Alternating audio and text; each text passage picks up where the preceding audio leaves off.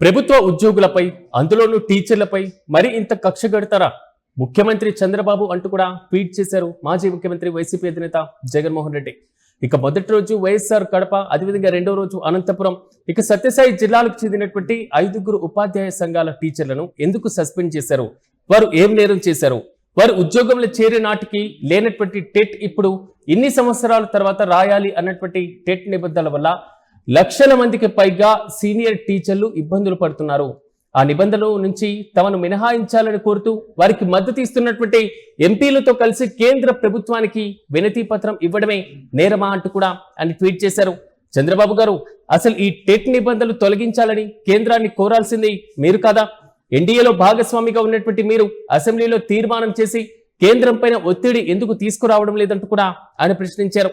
అయితే మీరు చేయాల్సినటువంటి పని చేయలేదని, ఇక సీనియర్ టీచర్ల సమస్యలను గాలికి వదిలేశారని, తమ సమస్యను మా పార్టీ ఎంపీల సహకారంతో తామే కేంద్రం దృష్టికి తీసుకువెళ్లేందుకు ప్రయత్నిస్తే మాత్రం వారిపైన రాజకీయ ముద్రలు వేస్తారా అంటూ కూడా, సస్పెండ్ విధిస్తారా అంటూ కూడా విమర్శలు గుప్పిస్తున్నారు.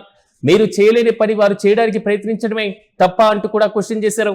ఇక వినతి పత్రం ఇవ్వడమే నేరమా, దానికి సస్పెన్షన్ మాత్రమే విధిస్తారా అనేటువంటి రీతిలో ఘాటుగా స్పందించారు.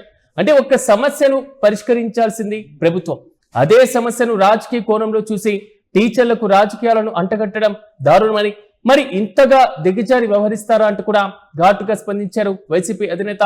ఇక మేనిఫెస్టోలో ఉద్యోగులకు ఇచ్చినటువంటి హామీలన్నీ పూర్తిగా గాలికి వదిలేశారని, ప్రభుత్వం వచ్చిన వెంటనే ఐఆర్ ప్రకటిస్తామన్నారని, మెరుగైనటువంటి పిఆర్సీ ఇస్తామన్నారని, కానీ ప్రభుత్వం వచ్చి 3వ ఏడాది కూడా నడుస్తుందంటూ ఐఆర్ లేదు, పిఆర్సీ లేదు, 5 డిఏలు కూడా పెండింగ్ లో ఉన్నాయంటూ ఆయన క్వశ్చన్ చేశారు.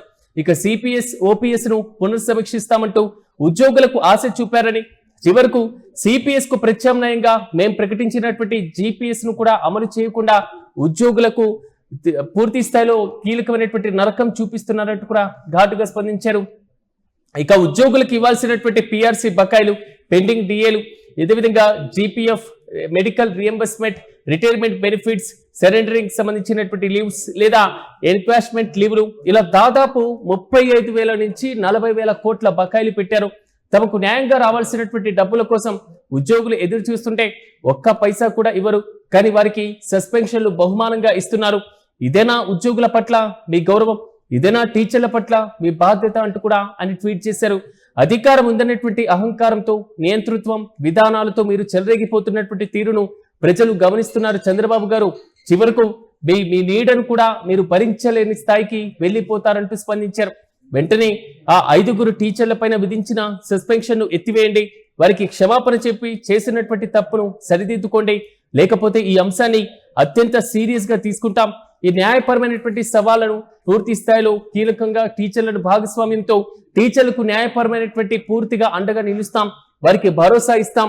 అన్యాయాన్ని ప్రశ్నించేటువంటి ప్రతి గొంతుకు వైఎస్ఆర్సీపీ అండగా నిలుస్తుందంటూ కూడా ట్వీట్ చేశారు. అయితే జగన్ తాజాగా ట్వీట్ చేసినటువంటి అంశాలపైన ఇప్పటికే వైసీపీ శ్రేణులు బగ్గుమంటున్నారు.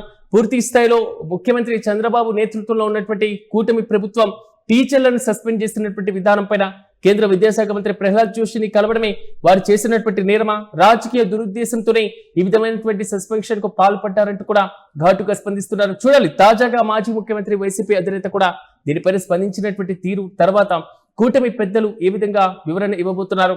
వారు కేవలం డిఎస్సికి సంబంధించినటువంటి ఆరోపణలు చేయడం కోసం మాత్రమే వైసీపీ నేతలతో కలిశారు అనేటువంటి రీతిలో చేస్తున్న ఆరోపణలు పక్కన పెట్టి కనీసం టెట్ అంశం పైన ముందడుగు వేయబోతున్నారా? లక్షలాది మంది టీచర్లకు కొంతవరకు ఉపశమనాన్ని కలిగించేటువంటి చర్య కూటమి ప్రభుత్వం తీసుకోబోతుందో లేదో అనేటువంటి అంశం పైన మాత్రం ఉత్కంఠ కొనసాగుతుంది.